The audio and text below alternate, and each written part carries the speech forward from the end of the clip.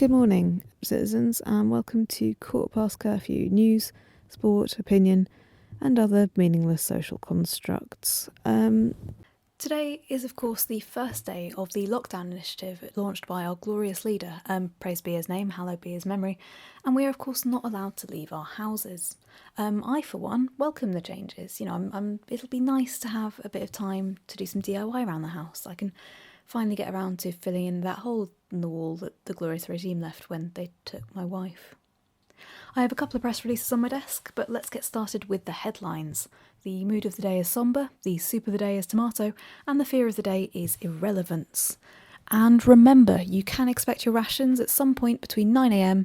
and the setting of the cold, indifferent sun. So I've got some press releases on my desk. The first one says we should all remain calm, in capitals and underlined 5 times. It says it's very important that we all just remember to keep breathing. Breathe in, breathe out, breathe in, breathe out. Don't sort of think about the ramifications of what's happening. Don't confront your own mortality. Just keep forcing television into your eyes like grain down the gullet of a foie gras duck. Press release number 2.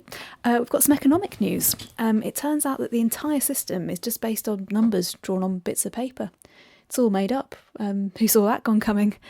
Not me. And there's absolutely no reason to take me to a secure government facility. Praise the glorious leader. Hallowed be his name. Hallowed be his memory.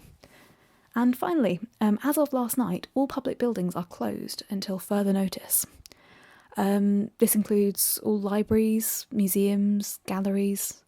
And I know that a lot of us were looking forward to the opening of the new Museum of Accurately Labelled Art, where you can see the painting of the bald lady with the dog and those watercolours of blurry gardens.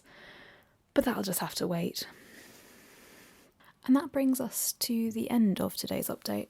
Hope you're keeping well and sort of managing to tamp down the feeling that maybe we're living through history and in like 100 years they're going to look back at this and answer questions on why the glorious leader didn't act sooner, praise be his name, hallowed be his memory, and that they'll be watching sort of clips of the daytime television hosts making recipes for eggless pasta and not standing anywhere near each other and just shouting at each other across the studio like it's a Chris Morris sketch.